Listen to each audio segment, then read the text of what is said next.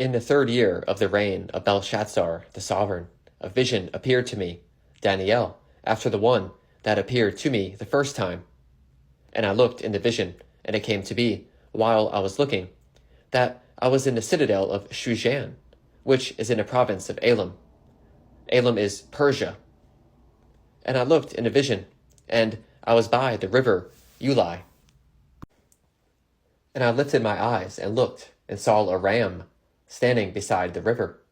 And it had 2 horns, and the 2 horns were high, and the one was higher than the other, and the higher one came up last. This is referring to the Medo-Persian Empire. The Medes were ruling first, but the Persians were the greater of the 2. I saw the ram pushing westward and northward and southward, so that no beast could stand before him, and there was no one to deliver from his hand, while he did as he pleased, and became great. And I was observing, and saw a male goat came from the west, over the surface of all the earth, without touching the ground. And the goat had a conspicuous horn between his eyes. This is referring to the Grecian Empire, and the one horn represents Alexander the Great, which is explained elsewhere. And he came to the ram that had 2 horns, which I had seen standing beside the river, and ran at him in the rage of his power. And I saw him come close to the ram, and he became embittered against him, and smote the ram, and broke his 2 horns. And there was no power in the ram to withstand him, but he threw him down to the ground and trampled on him. And there was no one to deliver the ram from his hand. And the male goat became very great. This is reminiscent of Alexander, who was given the title Great. But when he was strong, the large horn was broken, and in place of it 4 conspicuous ones came up toward the 4 winds of the Shamayim, or the heavens. About the 4 horns, after Alexander fell, his empire was split into 4, and this is known history. And from one of them came a little horn, which became exceedingly great toward the south, and toward the east, and toward the splendid land. This is speaking of the rise of Antiochus Epiphanes. The south would be referring to Egypt, and then the east and splendid lands would be Palestine today, or Yisrael, and Yehuda at that time. And it became great up to the host of the Shamayim, and it caused some of the host and some of the stars to fall to the earth, and trampled them down. It even exalted itself as high as the prince of the host. Antiochus considered himself to be a mighty one, and it took that which is continual away from him, and threw down the foundation of his mikdash, or set-apart place. That was the taking away of the daily offerings, the morning and evening sacrifices, and then the defiling of the temple, which is spoken of later. And because of transgression, an army was given over to oppose that which is continual, and it threw the truth down to the ground, and it acted and prospered.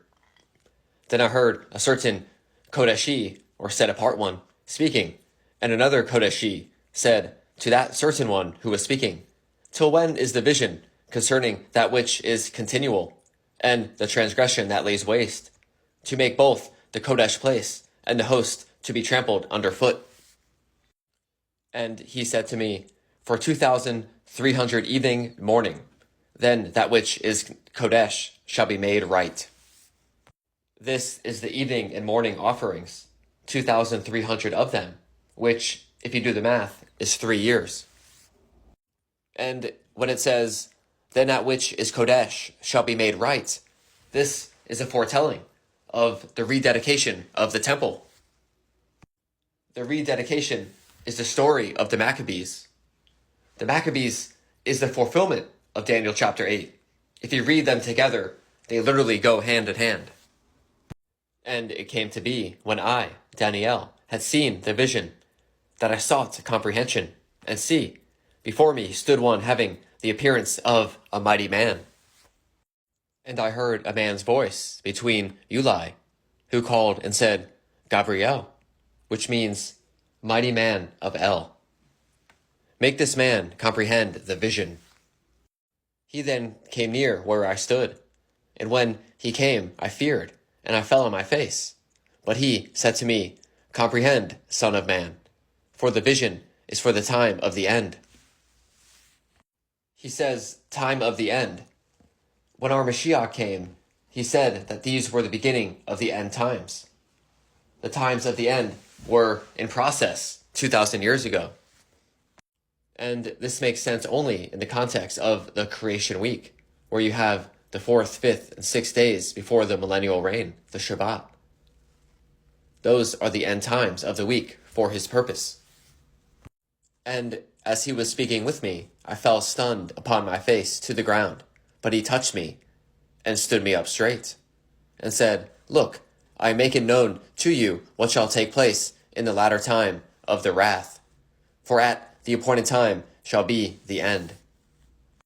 The ram which you saw, having 2 horns, are the sovereigns of Medai and Peraz, or Media and Persia. And the male goat is the sovereign of Yawin, or Greece. And the large horn between its eyes is the first sovereign. And that it was broken, and 4 stood up in its place, are 4 rulerships arising out of that nation, but not in its power. And in the latter time of the rule, when the transgressors have filled up their measure, a sovereign, fierce of face, and skilled at intrigues, shall stand up. And his power shall be mighty, but not by his own power. And he shall destroy incredibly, and shall prosper and thrive, and destroy mighty men and the set-apart people. And through his skill he shall make deceit prosper in his hand, and hold himself to be great in his heart, and destroy many who are at ease, and even stand against the prince of princes. Yet without hand he shall be broken. The book of the Maccabees goes over this chapter and time period in great detail. The Maccabees comes from the word macabre, which is involving dark and gory things. And this has to do with books 2 and 4, the accounts of the elderly Kohan or priest, and the 7 sons with their mother, who were grievously tortured and put to death for not eating swine's flesh, which was sacrificed in the temple. When Antiochus Epiphanes came in, he set up a statue of Zeus on December 25th. He slaughtered a pig on the altar, and he went around and made the people defile themselves by partaking of it, and anyone who wouldn't, he made an example of by grievously torturing. They were all martyrs for the truth, and they were proclaiming that what he was doing would come back on him. Not too long after, Antiochus developed a disease of the bowels and grievously stunk, where no man could be close to him, so they put him up alone. And he eventually died without a man's hand touching him. Therefore, fulfilling what it says, yet without hand he shall be broken. Antiochus was a type and picture of a little horn that was to come, that would abominate and desolate the temple not made with hands, by the observance of the Christ Mass on December 25th, which was actually done by Sixtus III, the 44th Bishop of Rome, and the little horn that was foretold that was coming from the Roman Empire. And what was said in the vision of the evenings and mornings is truth, and hide the vision, for it is after many days. And I, Daniel, was stricken and became sick for days. Then I rose up and went about the sovereign's work. And I was amazed at the vision, but there was no comprehension. He did not quite comprehend the vision, which is the true condition for all foretelling before it is actually fulfilled.